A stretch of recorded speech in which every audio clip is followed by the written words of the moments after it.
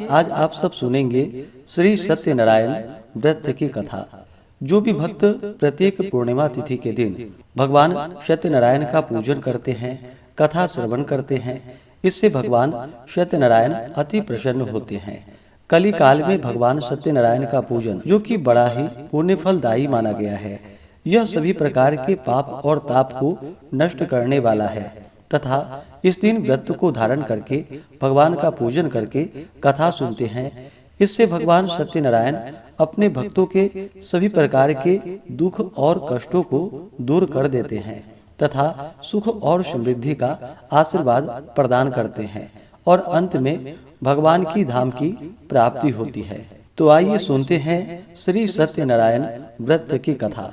तो बोलिए प्रेम से श्री सत्यनारायण स्वामी की जय। श्री सत्यनारायण व्रत कथा, पहला अध्याय। एक समय की बात है, एक बार नैमिषारण्य तीर्थ में सौनकादि 88,000 ऋषियों ने श्री सूत जी से पूछा कि हे प्रभु, इस कलयुग में वेद विद्या रहित मनुष्यों को भक्ति किस प्रकार से मिल सकती है तथा उनका उद्धार कैसे होगा। हे मुनि श्रेष्ठ, कोई ऐसा तप बतलाइए जिससे थोड़े समय में ही पुण्य मिल पाए और मनोवांछित फल भी मिल जाए। इस प्रकार की कथा सुनने की हम इच्छा रखते हैं।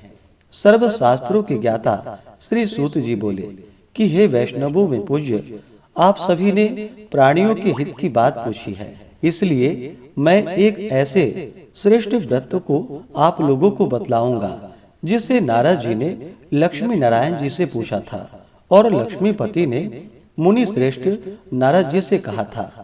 आप सब इसे ध्यान से सुनिए।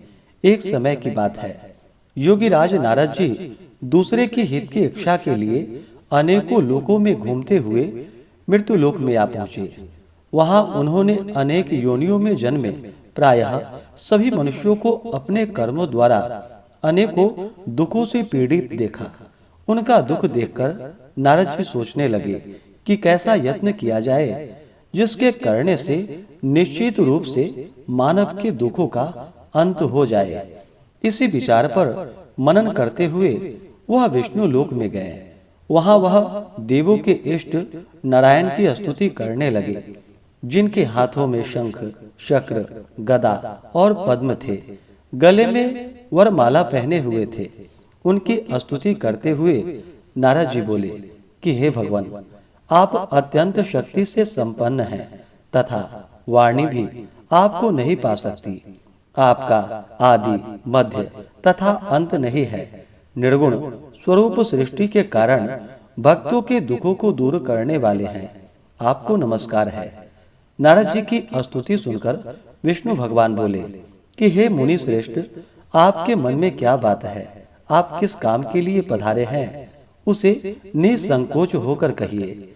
इस पर नारद मुनि बोले कि मृत्यु लोक में अनेक योनियों में जन्मे मनुष्य अपने कर्मों के द्वारा अनेकों दुख से दुखी हो रहे हैं। हे नाथ, आप मुझ पर दया रखते हैं तो बतलाइए कि वो मनुष्य थोड़े प्रयास से ही अपने दुखों से कैसे छुटकारा पा सकते हैं। भगवान श्री हरि बोले कि हे नारद, मनुष्यों की भलाई के लिए तुमने बहुत ही अच्छी बात पूछी है, जिसके करने से मनुष्य मोह से छूट जाता है। वह बात मैं आपसे कहता हूँ, उसे सुनो। स्वर्ग लोक व मृत्यु लोक में दोनों में एक दुर्लभ उत्तम व्रत है जो पुण्य देने वाला है। आज प्रेमवश होकर मैं उसे आपसे कहता हूँ। श्री सत्यनारायण भगवान का यह व्रत अच्छी तरह विधान पूर्वक करके मनुष्य तुरंत ही यहाँ सुख भोग कर मरने पर मोक्ष को प्राप्त होता है। श्री हरि के वचन को सुनकर नारद जी बोले कि उस व्रत का फल क्या है और उसका क्या विधान है? यह व्रत किसने किया था? इस व्रत को किस दिन करना चाहिए? सभी कुछ विस्तार से बतलाइए। नारद जी की बात सुनकर भगवान श्री हरि बोले, दुख व शोक को दूर करने वाला यह सभी स्थानों पर विजय दिलाने वाला है। मानवों को भक्ति व श्रद्धा के साथ शाम के समय श्री सत्यनारायण की पूजा धर्म पारायण होकर ब्राह्मणों व बंधुओं के साथ करनी चाहिए। भक्ति भाव से ही नैवेद्य, केले का फल, घी, दूध और गेहूं का आटा सवाया ले। गेहूं के स्थान पर साठी का आटा लेकर शक्कर तथा गुड़ लेकर के वह सभी भक्ष्य योग्य पदार्थों को मिलाकर भगवान को भोग लगाए। ब्राह्मणों सहित बंधु बांधवों को भी भोजन कराए। उसके बाद स्वयं भोजन करे, भजन कीर्तन के साथ भगवान की भक्ति में लीन हो जाए। इस तरह से सत्यनारायण भगवान का यह व्रत करने पर मनुष्य की सारी इच्छाएं निश्चित रूप से पूरी होती है। इस कली काल अर्थात कलयुग में मृत्यु लोक में मोक्ष का यही एक सरल उपाय बताया गया है। इस प्रकार से श्री सत्यनारायण व्रत कथा में पहले अध्याय की कथा पूर्ण हुई। तो बोलिए प्रेम से श्री सत्यनारायण स्वामी की जय। दूसरे अध्याय की कथा। श्री सूत जी बोले कि हे ऋषियों, जिसने पहले समय में इस व्रत को किया था उसका इतिहास कहता हूँ, ध्यान से सुनो। सुंदर काशीपुरी नगरी में एक अत्यंत निर्धन ब्राह्मण रहता था। भूख प्यास से परेशान वह धरती पर घूमता रहता था। ब्राह्मणों से प्रेम करने वाले भगवान ने एक दिन ब्राह्मण का वेश धारण कर उसके पास जाकर पूछा कि हे विप्र, नित्य दुखी होकर तुम पृथ्वी पर क्यों घूमते हो? दीन ब्राह्मण बोला, मैं निर्धन हूँ, मैं भिक्षा के लिए धरती पर घूमता हूँ। हे भगवान, यदि आप इसका कोई उपाय जानते हो तो बतलाइए। वृद्ध ब्राह्मण कहते हैं कि सत्यनारायण भगवान मनोवांछित फल देने वाले हैं, इसलिए तुम उनका पूजन करो। इसे करने से मनुष्य सभी दुखों से मुक्त हो जाता है। वृद्ध ब्राह्मण बनकर आए सत्यनारायण भगवान उस निर्धन ब्राह्मण को व्रत का सारा विधान बतलाकर अंतर ध्यान हो गए। ब्राह्मण मन ही मन सोचने लगा कि जिस व्रत को वृद्ध ब्राह्मण करने को कह गए हैं, मैं उसे जरूर करूंगा। यह निश्चय करने के बाद उसे रात में नींद नहीं आई। वह सवेरे उठकर सत्यनारायण भगवान के व्रत का निश्चय कर भिक्षा मांगने के लिए चला गया। उस दिन निर्धन ब्राह्मण को भिक्षा में बहुत सा धन प्राप्त हुआ, जिससे उसने बंधु बांधवों को साथ लेकर के श्री सत्यनारायण भगवान का व्रत संपन्न किया। भगवान सत्यनारायण का व्रत संपन्न करने के बाद वह निर्धन ब्राह्मण सभी दुखों से छूट गया और अनेक प्रकार की संपत्तियों से युक्त हो गया। उसी समय से वह ब्राह्मण हर माह इस व्रत को करने लगा। इस तरह से सत्यनारायण भगवान के व्रत को जो मनुष्य करेगा वह सभी प्रकार के पापों से छूटकर मोक्ष को प्राप्त होगा। जो मनुष्य इस व्रत को करेगा वह सभी दुखों से मुक्त हो जाएगा। श्री सूत जी बोले, इस तरह से नारद जी से नारायण जी का कहा हुआ श्री सत्यनारायण व्रत को मैंने तुमसे कहा है। हे विप्रो, मैं अब और क्या कहूँ? ऋषि बोले कि हे मुनिवर, संसार में उस विप्र से सुनकर और किस किस ने इस व्रत को किया, हम सब इस बात को सुनना चाहते हैं। इसके लिए हमारे मन में श्रद्धा का भाव है।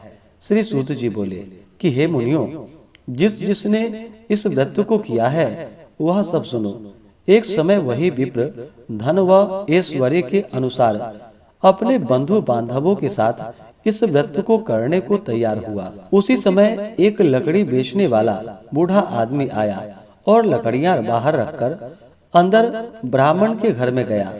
प्यास से दुखी वह लकड़हारा उसको व्रत करते हुए देखकर विप्र को नमस्कार कर पूछने लगा कि आप यह क्या कर रहे हैं तथा इसे करने से क्या फल मिलेगा, कृपा करके मुझे बतलाइए। ब्राह्मण ने कहा कि सब मनोकामनाओं को पूरा करने वाला यह सत्यनारायण भगवान का व्रत है। इनकी कृपा से ही मेरे घर में धन धान्य आदि की वृद्धि हुई है। विप्र से सत्यनारायण व्रत के बारे में जानकर लकड़हारा बहुत प्रसन्न हुआ और चरणामृत लेकर के वह प्रसाद खाने के बाद वह अपने घर गया। लकड़हारे ने अपने मन में संकल्प किया कि आज लकड़ी बेचने से जो धन मिलेगा उसी से श्री सत्यनारायण भगवान का उत्तम मैं व्रत करूंगा। मन में इस प्रकार विचार करते हुए वह आदमी सिर पर लकड़ियां रखकर उस नगर में बेचने गया जहां पर धनी लोग रहते थे। उस नगर में उसे अपनी लकड़ियों का दाम पहले से 4 गुना अधिक प्राप्त हुआ। बूढ़ा लकड़हारा प्रसन्नता के साथ दाम ले करके केले, शक्कर, घी, दूध, दही और गेहूं का आटा ले और सत्यनारायण भगवान के व्रत की अन्य सामग्रियां लेकर के अपने घर गया। वहां उसने अपने बंधु बांधवों को बुलाकर विधि विधान से सत्यनारायण भगवान का पूजन और व्रत किया। इस व्रत के प्रभाव से वह बूढ़ा लकड़हारा धन, पुत्र आदि से युक्त होकर संसार के समस्त सुख भोग अंतकाल में वैकुंठ धाम को चला गया। इस प्रकार से श्री सत्यनारायण व्रत कथा में दूसरे अध्याय की कथा पूर्ण हुई। तो बोलिए प्रेम से श्री सत्यनारायण स्वामी की जय। अब आइए सुनते हैं तीसरे अध्याय की कथा। श्री सूत जी बोले कि हे श्रेष्ठ मुनियों, अब आगे की कथा कहता हूँ। पहले समय में उल्का मुख नाम का एक बुद्धिमान राजा था। वह सत्य वक्ता और जितेंद्रिय था। प्रतिदिन दिव्य स्थानों पर जाता और निर्धनों को धन देकर उनके कष्ट दूर करता था। उसकी पत्नी कमल के समान मुख वाली तथा सती साध्वी थी। भद्रशिला नदी के तट पर उन दोनों ने श्री सत्यनारायण भगवान का व्रत किया। उसी समय साधु नाम का एक वैश्य आया। उसके पास व्यापार करने के लिए बहुत सा धन भी था। राजा को व्रत करते देखकर वह विनय के साथ पूछने लगा कि हे राजन, भक्ति भाव से पूर्ण होकर आप यह क्या कर रहे हैं?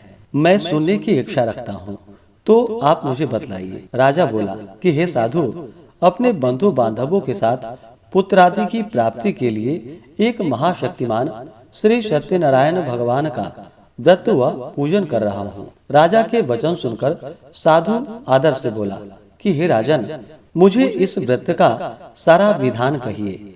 आपके कथानुसार मैं भी इस व्रत को करूँगा। मेरी भी संतान नहीं है और इस व्रत को करने से निश्चित रूप से मुझे संतान की प्राप्ति होगी। राजा से व्रत का सारा विधान सुनकर व्यापार से निवृत्त हो वह अपने घर को चला गया। साधु वैश्य ने अपनी पत्नी को संतान देने वाले इस व्रत का वर्णन कह सुनाया और कहा कि जब मेरी संतान होगी तब मैं इस व्रत को करूंगा। साधु ने इस तरह के वचन अपनी पत्नी लीलावती से कहे। एक दिन लीलावती पति के साथ आनंदित हो सांसारिक धर्म में प्रवृत्त होकर सत्यनारायण भगवान की कृपा से गर्भवती हो गई। 10वें महीने में उसके गर्भ से एक सुंदर कन्या ने जन्म लिया। दिनों दिन वह ऐसे बढ़ने लगी जैसे कि शुक्ल पक्षी की चंद्रमा बढ़ता है। माता पिता ने अपनी कन्या का नाम कलावती रखा। एक दिन लीलावती ने मीठे शब्दों में अपने पति को याद दिलाया कि आपने सत्यनारायण भगवान के जिस व्रत को करने का संकल्प लिया था उसे करने का समय आ गया है। आप इस व्रत को करिए। साधु बोला कि हे प्रिय, इस व्रत को मैं उसके विवाह पर करूंगा। इस प्रकार अपनी पत्नी को आश्वासन देकर वह नगर को चला गया। कलावती पिता के घर में वृद्धि को प्राप्त हुई और दिनों दिन बढ़ने लगी। साधु ने एक बार नगर में अपनी कन्या को सखियों के साथ देखा तो तुरंत ही दूत को बुलाया और कहा कि मेरी कन्या के योग्य वर देख कर के आओ। साधु की बात सुनकर दूत कंचन नगर में पहुंचा और वहां देखभाल कर लड़की के सुयोग्य वणिक पुत्र को ले आया। सुयोग्य लड़के को देखकर साधु ने अपनी बंधु बांधवों को बुलाकर अपनी पुत्री का विवाह कर दिया। लेकिन दुर्भाग्य की बात यह थी कि उसने अभी भी सत्यनारायण भगवान का व्रत नहीं किया। इस पर श्री सत्यनारायण भगवान क्रोधित हो गए और श्राप दे दिया कि साधु को अत्यधिक दुख की प्राप्ति हो। अपने कार्य में कुशल साधु बनिया जमाई को लेकर समुद्र के पास स्थित होकर रत्नासारपुर नगर में गया। वहां जाकर दामाद ससुर दोनों मिलकर चंद्रकेतु राजा के नगर में व्यापार करने लगे। एक दिन भगवान सत्यनारायण की माया से एक चोर राजा का धन चुराकर भाग रहा था। उसने राजा के सिपाहियों को अपना पीछा करते देख चुराया हुआ धन वहां रख दिया। जहाँ पर साधु अपने जमाई के साथ ठहरा हुआ था। राजा के सिपाहियों ने साधु वैश्य के पास राजा का धन पड़ा देखा तो वह ससुर जमाई दोनों को बांधकर प्रसन्नता के साथ राजा के पास ले गया और कहा कि उन दोनों चोरों को हम पकड़कर ले आए हैं, आप आगे की कार्यवाही कीजिए। राजा की आज्ञा से उन दोनों को कठिन कारावास में डाल दिया गया और उसका सारा धन भी उससे छीन लिया गया। श्री सत्यनारायण भगवान से श्राप से साधु की पत्नी भी बहुत दुखी हुई। घर में जो धन रखा था उसे चोर चुरा कर ले गए। शारीरिक तथा मानसिक पीड़ा व भूख प्यास से अति दुखी हो अन्न की चिंता में कलावती घूमने के लिए एक ब्राह्मण के घर में गई। वहां उसने श्री सत्यनारायण भगवान का व्रत होते देखा, फिर कथा भी सुनी। वह प्रसाद ग्रहण कर रात को घर वापिस आई। माता ने कलावती से पूछा कि हे पुत्री, अब तक तुम कहाँ थी, तेरे मन में क्या है? कलावती ने अपनी माता से कहा कि हे माता, मैंने एक ब्राह्मण के घर में श्री सत्यनारायण भगवान का व्रत देखा है। कन्या के वचन सुन लीलावती भगवान के पूजन के लिए तैयार होने लगी। लीलावती ने परिवार व बंधुओं सहित सत्यनारायण भगवान का पूजन और व्रत किया और उनसे वर मांगा कि मेरे पति तथा जमाई शीघ्र घर आ जाएं। साथ ही यह भी प्रार्थना की कि हम सब का अपराध क्षमा करे। श्री सत्यनारायण भगवान इस व्रत से संतुष्ट हो गए और राजा चंद्रकेतु को सपने में दर्शन देकर कहा कि हे राजन, तुम उन दोनों वैश्यों को छोड़ दो और तुमने उनका जो धन लिया है उसे वापिस कर दो। अगर ऐसा नहीं किया तो मैं तुम्हारा धन, राज्य व संतान सभी को नष्ट कर दूंगा। राजा को यह सब कहकर वह अंतर ध्यान हो गए। प्रातः काल सभा में राजा ने अपना सपना सुनाया, फिर बोले कि वणिक पुत्रों को कैद से मुक्त कर सभा में ले आओ। दोनों ने आते ही राजा को प्रणाम किया। राजा मीठी वाणी में बोला कि हे महानुभावों, भाग्यवश ऐसा कठिन दुख तुम्हें प्राप्त हुआ है, लेकिन अब तुम्हें कोई भय नहीं है। ऐसा कहकर राजा ने उन दोनों को नए वस्त्राभूषण भी पहनाए और जितना धन लिया था उसका दुगुना धन वापिस कर दिया। दोनों वैश्य अपने घर को चल दिए। इस प्रकार से श्री सत्यनारायण व्रत कथा में तीसरे अध्याय की कथा पूर्ण हुई। तो बोलिए प्रेम से श्री सत्यनारायण स्वामी की जय। अब सुनते हैं चौथे अध्याय की कथा। श्री सूत जी बोले, वैश्य ने मंगलाचार कर अपनी यात्रा आरंभ की और अपने नगर की ओर चल पड़ा। उसके थोड़ी दूर जाने पर एक दंडी वेशधारी श्री सत्यनारायण ने उससे पूछा कि हे साधु, तेरी नाव में क्या है? अभिमानी वणिक हंसता हुआ बोला कि हे दंडी, आप क्यों पूछते हो? क्या धन लेने की इच्छा है? मेरी नाव में तो बेल व पत्ते भरे हुए हैं। वैश्य के कठोर वचन को सुनकर भगवान बोले कि तुम्हारा वचन सत्य हो। दंडी ऐसे वचन कहकर वहां से दूर चले गए। कुछ दूर जाकर समुद्र के किनारे बैठ गए। दंडी के जाने के बाद साधु वैश्य ने नित्य क्रिया के पश्चात नाव को ऊंची उठते हुए देखकर अचंभा माना और नाव में बेल पत्ते आदि देखकर वह मूर्छित होकर जमीन पर गिर पड़ा। मूर्छा खुलने पर वह अत्यंत शोक में डूब गया। तब उसका दामाद बोला कि आप शोक न मनाए, यह दंडी का श्राप है, इसलिए हमें उनकी शरण में जानी चाहिए, तभी हमारी मनोकामना पूरी होगी। दामाद की बात को सुनकर वह दंडी के पास पहुंचा और अत्यंत भक्ति भाव नमस्कार करके बोला कि मैंने आपसे जो असत्य वचन कहे थे उसके लिए मुझे क्षमा कीजिए। ऐसा कहकर महान शोकातुर हो वह रोने लगा।